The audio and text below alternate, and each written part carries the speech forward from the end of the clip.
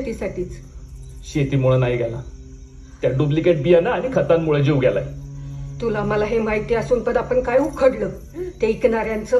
त्या सदुशेकच्या गोडाऊनवर जाऊन विचारायची आहे का हिंमत? पार कुण्या अधिकाऱ्यापासून कुण्या तज्ञापर्यंत सगळ्यांनी शिक्का दिला ना त्या बियाणाला ओरिजिनॅलिटीचा. इथं सगळं ओरिजिनल आहे, डुप्लिकेट फक्त शेतकरी. म्हणून काय आपण शेती करायचीच नाही का? करत राहिलो तर उद्या मी, परवा तुम्ही, मग हे पोरं देतील जीव. स्वामी सोबती द्या हिला. हिचं काही चुकलं असलं तर तुमचं लेकरू समजून माफ करा आणि तिची चूक पदरात घ्या.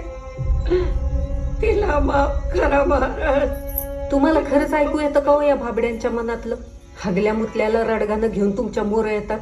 यांच्यासारखे लोक आहेत म्हणून तुझ्यासारख्यांना सहन करतो मी, नाहीतर माझा हिसका दाखवलाच तरी. असं मग माझा नवरा नव्हता का यांच्यातला? माझं सोडा, निदान माझ्या पोरांकडे बघून तरी जीव वाचवायचा की त्याचा. ते सोड ग, पोरांची काळजी घ्यायला त्यांचं संचित त्यांच्या पाठीशी उभा आहे.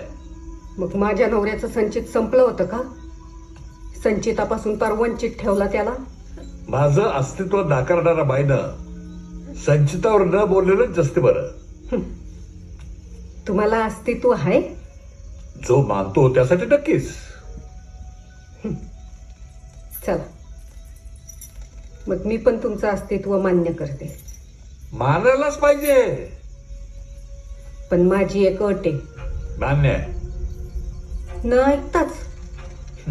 प्रश्न माझ्या अस्तित्वाचा नाहीये, ते मानणाऱ्या करोडो लोकांच्या श्रद्धेचा आहे. जी अट असेल ती मान्य आहे मला. मग अट मान्य केलीच आहे तर सकाळी लवकर उठा.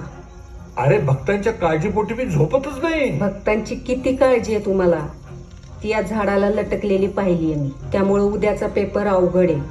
उन्हा डोक्यावर यायच्या आज सोडवावा लागल. सोडवणार.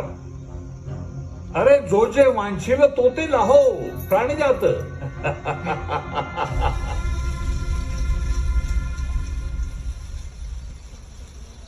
हे माझी आई परीक्षा द्यायला परीक्षा हॉल मध्ये नेण्याऐवजी या टमाटोच्या बॉल मध्ये का घेऊन आलीस तुम्हाला? हे सगळं काय आहे? शेतकऱ्याचं फाटकन नशीब. चला तुम्ही तुमची परीक्षा द्या. चला मॅडम प्रश्नपत्रिका द्या. तुम्ही प्रश्नपत्रिकेतच उभ्या आहात. म्हणजे मला काही कळलं नाही. म्हणजे उन्हा